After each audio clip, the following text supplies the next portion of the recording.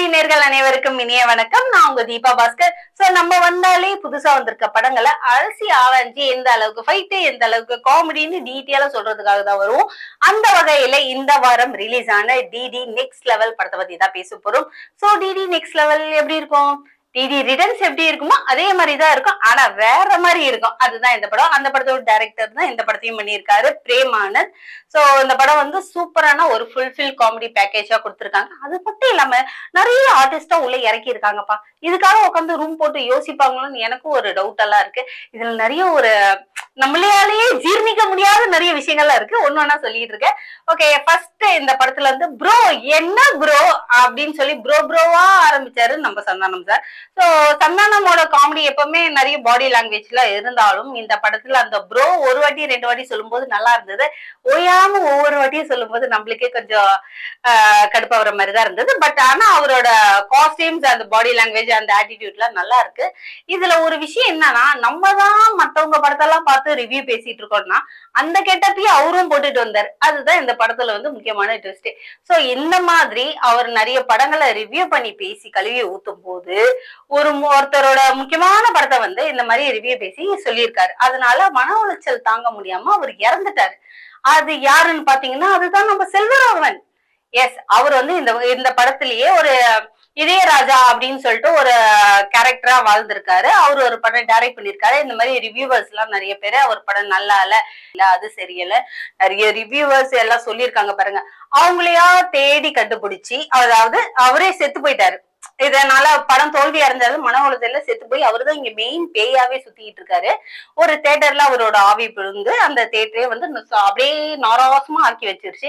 யாரெல்லாம் அவர் படத்தை வந்து ரிவ்யூ பண்ணி இந்த மாதிரி மொக்க அந்த மாதிரி எல்லாம் சொன்னாங்களோ அவங்களுக்கு ஸ்பெஷல் ஷோன்னு சொல்லி இப்ப இருக்கிறதுல மோஸ்ட் ஃபேமஸான ரிவ்யூவர்ஸ் எல்லாம் கூப்பிட்டு அந்த படத்துல நடிக்கிறதுக்கு அதுலயும் ஒரு வாய்ப்பு கொடுத்திருக்காரு.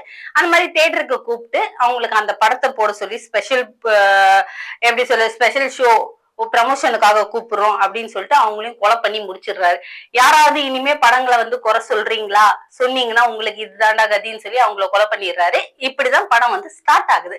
சோ இந்த மாதிரி ஒரு ஸ்பெஷல் ஷோ பாசம் வந்து நம்ம சந்தானம் வீட்டுக்கு போகுது. அவங்க குடும்பத்தோட அந்த படத்தும் பார்க்க போயிருக்காங்க. படம் பார்க்கும்போது அந்த படத்துக்குள்ளேயே வேற ஒரு கேரக்டரா போயிடுறாங்க. அதாவது இவங்க அம்மா அப்பா எல்லாருமே படத்துக்குள்ள போயிட்டாங்க. படத்துக்குள்ள அவங்களே யாருன்னு தெரியாத அளவுக்கு போயிட்டாங்க. இதுல முக்கியமான ஒரு விஷயம், நம்மளால ஜீர்ணிக்க முடியாத விஷயங்கள் சில விஷயங்கள் இருக்குன்னு சொன்னல. அதுல ஃபர்ஸ்ட் நம்பர் 1 யாருன்னு பாத்தீங்கன்னா நம்ம கஸ்தூரி. கஸ்தூரி வந்து நம்ம சந்தானம்க்கு அம்மா அப்படின்னு கேள்விப்படுறதே ஜீர்ணிக்க முடியாது. அதுவும் அவரே அம்மா அம்மா அப்படின்னு கத்துறதுல வேற லெவல்ல இருக்கு. அவங்களோட ஓப்பனிங் சீனே எப்படி இருக்கும் தெரியுமா? ஃபர்ஸ்ட் வந்து அப்படியே கந்தசஷ்டி கவசம் சொல்ற மாதிரி இருக்கும். அந்த கப்பலுக்குள்ள போயிட்ட பிறகு ஒரு ஃபுல் பாட்டில், அதாவது ஒரு ஃபுல்ல வந்து அப்படியே ராவா அடிக்கிற சீனா ஓபன் பண்ணுவாங்க. சோ இதுதான் அந்த கஸ்தூரி ஓபனிங் சீனு. சோ வேற லெவல்ல இருக்கு. இதுல நம்ம சந்தானத்துக்கு தங்கச்சியா நடிச்சிருக்கவங்க யாருன்னு பாத்தீங்க, யாஷிகா ஆனந்த். எப்ப அந்த பொண்ணு ஹீரோயினா போடுற இடத்துல இருந்து தங்கச்சியா போட்டிருக்கீங்க. அந்த பொண்ணுக்கும் வந்து பாத்தீங்கன்னா ஓப்பனிங் வந்து சோடா புடி கண்ணாடிய போட்டுக்கிட்டு ஒரு காலி குடத்தை தூக்கிட்டு ரோடு ஓரமா போயிட்டு இருக்கிற மாதிரி அந்த மாதிரிதான் சீன் இருப்பாங்க. ஆனா கப்பலுக்குள்ள போன வந்து ரியல் யாஷிகா ஆனந்த நீங்க வந்து பாத்துருக்கலாம். நல்ல மாடலா அப்படியே சப்பியா சூப்பரா லிப்ஸ்டிக் அது ஒரு வேற லெவல்ல போயிட்டு இருக்கு. அந்த கப்பலுக்குள்ள போனவொடனே இவங்களோட மொத்த கேரக்டர்ஸுமே லோக்கல் எப்படி ஹைடெக்கா மாறினாங்கன்ற மாதிரி கதை இருக்கு. சோ இந்த கதைக்குள்ள நம்ம சந்தானமும் போயிட்டாரு. ஆனா சந்தானத்துக்கு மட்டும்தான் அந்த நினைவே இருக்கும். இதுல வந்து காமெடிக்கு அவரோட டீம் எப்பவுமே வச்சிருப்பாரு பாருங்க. சந்தானத்து கூடவே ஒரு 5 பேர், 5 படை தளபதிகள் அப்படி கூட வச்சிருக்க மாதிரி. அதுல மாதிரி நம்ம மொட்டை ராஜேந்திரன் இருக்காரு, லாஸ்ட் வரைக்கும் அவரும் டிராவல் பண்றாரு, ரொம்ப சூப்பரா இருக்கு. அப்புறம் மாறன், லொலுசபா மாறன், அவங்களோட காமெடிஸும் நல்லா ஒர்க் அவுட் ஆயிருக்கு. இது எல்லாமே சேர்ந்து ஒரு காட்டுக்குள்ள போறாங்க. அந்த இடத்துல வந்து ஒரு சீரியல் கில்லர் மாதிரி ஒருத்தன் வரான். நார்மலா நம்ம டிடி ரிட்டர்ன்ஸ்ல எப்படி பாத்துட்டு இருப்போமோ அதே பேட்டர்ன் மாதிரி தான் இருக்கு. எல்லாமே வந்து கொஞ்சம் அங்கங்க காமெடிஸ் வந்து ஃபில்அப் பண்ணி இருக்காங்க. முக்கியமா பாத்தீங்கன்னா இந்த படத்துல ஹீரோயின் வந்து நம்ம சந்தானம் படத்துல சமீப காலமா வந்து புது ஹீரோயின்ஸா அவர் தான் அறிமுகப்படுத்துறாருன்னே சொல்லலாம் தமிழ் இண்டஸ்ட்ரிக்கு. ஏன்னா இதுக்கு முன்னாடி வந்த படங்கள் எல்லாத்துலயுமே சரி, டிடி ரிட்டர்ன்ஸா இருக்கட்டும், 1, 2, 3 அப்படியே லைனா வரும்போது எல்லாத்துலயும் வந்து புது ஹீரோயினா அவர் தான் வந்து சினி இண்டஸ்ட்ரிக்கே கொண்டு வர மாதிரியே வந்துட்டு இருக்காரு. அந்த வகையில கீதிகா அந்த பொண்ணு கூட்டிட்டு வந்து ரொம்ப அழகா சூப்பரா இருந்தாங்க. மேக்கப் போட்டு பேயா பார்க்கும்போது ரொம்ப அழகா இருக்காங்க. அவங்களோட ஆக்டிங்கும் வந்து பாத்தீங்கன்னா புது ஹீரோயின்னு சொல்ல முடியாது, ரொம்ப அழகா பிரமாதமா பண்ணியிருக்காங்க. சாங் ஸோ சாங்ஸ் வந்து பாத்தீங்கன்னா 2 3 சாங்ஸ் இருக்கு. நம்ம சொன்னா அதுக்கு ஒரு சண்டைக்கு வேற கிளம்பி வராங்க. பட் சாங்ஸும் ஓவரால் மியூசிக்கும் வந்து சூப்பரா இருக்கு. ரொம்ப அழகா அந்த விஷுவலா கூட்டிட்டு வந்திருக்காங்க.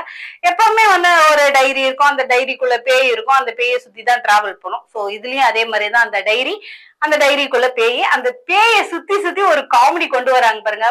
அன்று காதல் பண்ணியது இந்த சாங்ஸ் எல்லாம் வந்து தியேட்டர்ல பார்க்கும்போது நல்ல விசில், நல்ல காமெடி. ஸோ ஆடியன்ஸ் எல்லாருமே என்ஜாய் பண்ணாங்க. முக்கியமா நம்ம சந்தானத்துக்குன்னு சொல்லி தனியா ஃபேன்ஸ் பட்டாளமே இருக்கு. அதுவும் கிட்ஸ் பட்டாலும் பயங்கரமாவே இருக்கு. அவங்க எல்லாருமே இந்த படத்தை வந்து என்ஜாய் பண்ணாங்கன்னு தான் சொல்லலாம். ஸோ அந்த இதே டைம்ல வந்து அந்த கிரைம் த்ரில்லர் வரான் பாத்தீங்களா, அந்த சீரியல் கில்லர், அவன் என்ன மாதிரி ஆளுனா கொலைக்குள்ள கொலை. சோ சீரியல் கில்லர் தான் ஃபர்ஸ்ட் ஆளை தேடி தேடி கொலை பண்ணிட்டு இருந்தான். அவன் கிட்ட இருந்து தப்பிச்சு வந்தா அடுத்து பேய் கிட்ட மாட்டிக்கிறாங்க. பேய் கிட்ட இருந்து தப்பிச்சு வந்தா அதுக்கு அடுத்து இன்னொருத்தவங்க யாருன்னு பாத்தீங்கன்னா, நம்ம ஹாலிவுட்ல வந்து பாத்துருப்போம், ராங் டர்ன்னு ஒரு படம் வந்திருக்கும். அதுல வந்து மனுஷங்களை வெட்டி சாப்பிடுவாங்க. சோ அந்த காட்டுக்குள்ள தீவுக்கு வரவங்களுக்கு அந்த மனுஷ கறியே வந்து இவங்க சமைச்சு சப்ளை பண்ணுவாங்க. சோ இந்த மாதிரி ஒரு டீம் அங்க இருக்காங்க. அவங்க கிட்ட லாஸ்டா போய் மாட்டுறாங்க. சோ சீரியல் கில்லர், பேய்க்கு அடுத்து அவனுங்க இந்த மாதிரி போயிட்டு இருக்கு. இது எல்லாமே வந்து பிளானிங் பண்றது யாருன்னு பாத்தீங்கன்னா நம்ம செல்வராகவன். ஏன்னா பேய்க்கெல்லாம் பேய் ஹெட்டாவே அவருதான் இருக்காரு. சோ இந்த மாதிரி இவங்களை சுத்தி தான் காமெடிஸ் போயிட்டு இருக்கு. ஓவரால் எல்லா பேய்ங்க கூடவும் நல்லா காமெடியா சூப்பரா அப்பப்ப நம்மளுக்கு குதூகலமும் புத்துணர்ச்சியும் கொடுக்கறதுக்கு யாஷிகா ஆனந்தோட கில்மா சாங்ஸும் ரொம்ப சூப்பரா இருக்கு. முக்கியமான விஷயத்த மறந்துட்டேன். நம்ம சூர்யா ஜோதிகாவை எந்த அளவுக்கு லவ் ஃபீல் பண்ணி நம்ம பாத்துக்கிட்டு இருந்தோமோ அந்த உயிரின் உயிரே சாங்ஸ் எல்லாம், அத வந்து இவங்க ஃபன்னுக்காக பண்ணாங்களா எதனால பண்ணாங்கன்னு தெரியல. பட் இந்த இடத்துல கௌதம் வாசுதேவன் வந்து வச்சு பாக்குறது எனக்கே ரொம்ப கஷ்டமா தான் இருந்துச்சு. யாஷிகா ஆனந்த் அந்த ப்ளூ கலர் ட்ரெஸ்ல இப்படி ஓடுறதோ, பின்னாடி இவர் பாஞ்சிக்கிட்டு அந்த லவ் கெட்டப்ல வர்றது, இதெல்லாம் வந்து தியேட்டர்லயே நம்ம சகிக்க முடியலதான். இருந்தாலும் அது ஒரு ஃபன்னா எடுத்துட்டு போயிருக்காங்க. சோ ஓவரால் நல்லாவே இருக்கு.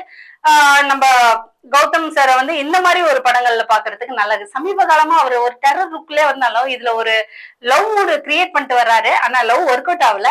லவ் இவர் எடுத்தாதான் ஒர்க் அவுட் ஆகுது. இவருக்கு லவ் ஒர்க் அவுட் ஆகல. ஓவராலா படம் ரொம்ப நல்லா இருக்கு. கண்டிப்பா தியேட்டர்ல போய் பாருங்க. Thank you so much. Bye bye.